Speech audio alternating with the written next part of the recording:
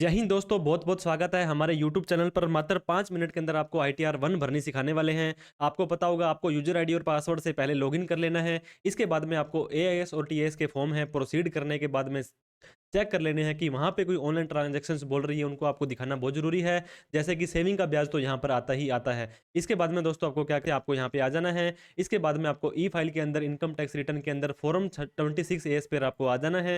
फिर आपको कन्फर्म करना है, आई एग्री करके प्रोसीड करके व्यू टैक्स क्रेडिट करके यहाँ पे असेसमेंट ईयर 24-25 करना है। इसके बाद में HTML करके व्यू डाउनलोड पर क्लिक कर देना है। यहाँ पर जो भी ऑनलाइन इन्फॉर्मेशन आ रही है वो आपको दिखानी बहुत ही ज़रूरी है।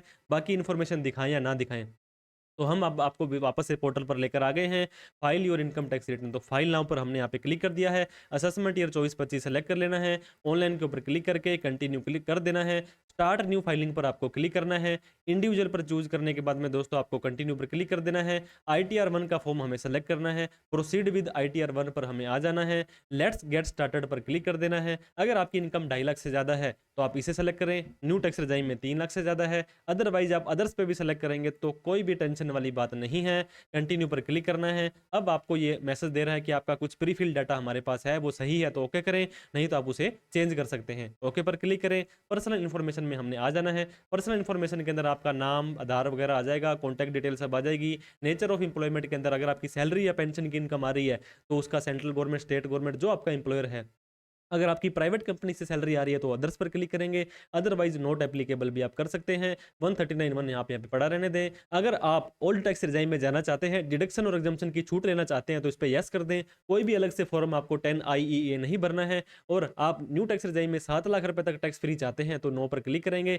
जितने भी बैंक अकाउंट हैं सारे के सारे बैंक आप यहाँ पे ऐड कर दें और कम से कम एक अकाउंट आपका वैलिडेट होना चाहिए ताकि आपका रिफंड आ जाए। अब आपको कन्फर्म पर क्लिक कर देना है। पर्सनल इन्फॉर्मेशन हमारी कन्फर्म हो चुकी है। अब आपको ग्रोस टोटल इनकम पर आ जाना है। हमारी इनकम का जो सेकंड इंपॉर्टेंट पार्ट है, ग्रोस टोटल इनकम पर दोस्तों सबसे पहले आपको स्किप दिस क्वेश्चन करके यस कर देना है। अब आपको आपकी इनकम पूछी जाएगी। आपको पता होगा ITR 1 के अंदर आप इनकम फ्रॉम सैलरी ले सकते हैं, इनकम फ्रॉम हाउस प्रॉपर्टी, एक मकान का या तो होम लोन की छूट ओल्ड टैक्स रिजाइम में, या एक मकान का किराया दिखा सकते हैं, और इनकम फ्रॉम अदर सोर्स दिखा सकते हैं। तो इनकम फ्रॉम सैलरी में यहाँ पे आप एडिट पर क्लिक करेंगे। अगर आपकी सैलरी या पेंशन की इनकम आ रही है, सपोज करो हमारे 3 लाख रुपए सैलरी की इनकम आ रही है या पेंशन की इनकम भी इसमें हो सकती है, तो इस 3 लाख को हमने यहाँ पे डाल दिया है। अगर आपके पास फॉर्म नंबर 16 है तो आपको ये बता देगा कि फॉर्म नंबर 16 में कहाँ से कौन सी इन्फॉर्मेशन आपको डालनी है। बड़े ही इजी स्टेप से आप ये डाल सकते हैं। इसके अलावा कोई अलाउंसेस वगैरह है तो आप यहाँ से सेलेक्ट कर लेंगे।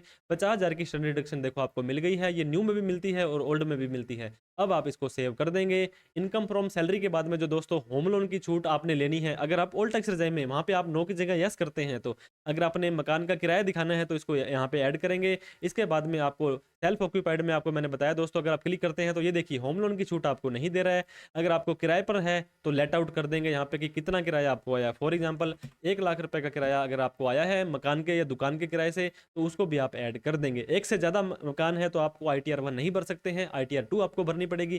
तो सैलरी की इनकम, हाउस प्रॉपर्टी की इनकम हमारी हो गई है। इनकम फ्रॉम अदर सोर्स के अंदर हम ऐड पर जाएंगे। सेविंग का ब्याज दोस्तों अपने सेविंग अकाउंट से जरूर चेक कर लें, नहीं तो आपको ASTS से अपडेट हो जाएगा। इसके बाद में FD का ब्याज आपका जो भी आ रहा है दोस्तों, हमारा 50,000 रुपये FD का ब्याज आ रहा था, वो हमने ले लिया है। और भी कोई इनकम आपकी आती है तो आप ले सकते हैं। अब एक और इम्पोर्टेंट काम, एनी अदर इनकम में आप बाकी की बची खुची इनकम अपनी यहाँ पे डाल सकते हैं। एनी अदर इनकम पर हम यस करते हैं तो हमारी एनी अदर इनकम के अंदर 3,79,000 हुई है। अब ये हमारी इनकम हो सकती है, ट्यूशन की इनकम भी हो सकती है, फ्रीलांसिंग इनकम भी हो सकती है, जॉब वर्क इनकम भी हो सकती है। तो जो भी आपके ऊपर एप्लीकेबल होता है वो यहाँ पे सेलेक्ट करें। इसके बाद में कंटिन्यू पर आपको क्लिक कर देना है, तो ऑटोमेटिकली सारी की सारी इनकम आपकी जुड़ जाएगी दोस्तों। सैलरी की, रेंट, आपकी रेंटल इनकम की, अदर सोर्स की 6,99,000 रुपये हमारी इनकम आ चुकी है। अब आपको कन्फर्म पर क्लिक कर देना है। पर्सनल इन्फॉर्मेशन हो गई है, ग्रोस टोटल इनकम हो गई है। अब टोटल डिडक्शन के अंदर हम आपको आ जाना है। इसके बाद में दोस्तों आपको डिडक्शन कुछ भी नहीं मिलती है, सिंपली कंटिन्यू पर क्लिक करेंगे। आपको पता होगा न्यू टैक्स रिजाइम में 80CCD2 जो कि NPS होती है, एम्प्लॉयर का कंट्रीब्यूशन, उसके अलावा और कोई छूट आपको नहीं मिलती है, तो सिंपली आप इसे कन्फर्म कर देंगे। इसके बाद में जो अगला स्टेप है दोस्तों, टैक्स पेड के अंदर हमें आ जाना है। अगर आपका किसी ने TDS काटा था, TCS कलेक्ट किया था, अगर आपका सैलरी के ऊपर TDS काटा था तो ऑटोमेटिकली यहाँ पे आ जाएगा। नहीं आता है तो शो डिटेल के अंदर जाकर के आप ऐड अनदर कर सकते हैं। टीडीएस के अलावा किसी ने सैलरी के अलावा किसी ने टीडीएस काटा था, तो ये देखिए दोस्तों यहाँ पर ऑटोमेटिकली आ चुका है जिन जिन ने भी हमारा टीडीएस काटा था। इसके अलावा कोई टीसीएस, कोई व्हीकल परचेज पर टीसीएस, या आपने कोई एडवांस या सेल्फ असेसमेंट टैक्स भरा था, तो ऐड डिटेल करके आप उसकी बीएसआर कोड और चालान नंबर डाल सकते हैं। इसके बाद में आपको कन्फर्म पर क्लिक कर देना है। कन्फर्म करने के बाद में दोस्तों आपको टोटल टैक्स लाइबिलिटी में आ जाना है। यहाँ पे आने के बाद में आपको अपना टैक्स बता देगा। 6,99,000 पर जो 24,900 रुपये टैक्स बनता है, लेकिन 25,000 रुपये का टैक्स माफ है। जिसकी इनकम 7 लाख या उससे कम है तो आपका टैक्स पेबल हो जाएगा 0। आपको कर देना है कन्फर्म। कन्फर्म करने के बाद में दोस्तों आपको करना है प्रोसीड। प्रोसीड करने के बाद में आपको ये बता देगा कि आपका यू आर एलिजिबल और ए रिफंड ऑफ इतने रुपए का, आपका जो टीडीएस कटा हुआ था उसका रिफंड आपको मिल जाएगा, क्योंकि आपका टैक्स बनता है 0। प्रीव्यू रिटर्न पर हम जाएंगे, आई एग्री पर हमें जाना है, हमें प्रोसीड टू प्रीव्यू के ऊपर दोस्तों चले जाना है। हमारी जो भी रिटर्न भरी थी हम उसको चेक कर लेंगे। इसके बाद में हमें प्रोसीड टू वैलिडेशन पर जाना है। आईटीआर भरने के बाद अगर कोई कमी होगी तो यहाँ पे बता देगा। ये देखिए वैलिडेशन सक्सेसफुल है, मतलब कोई भी कमी नहीं है।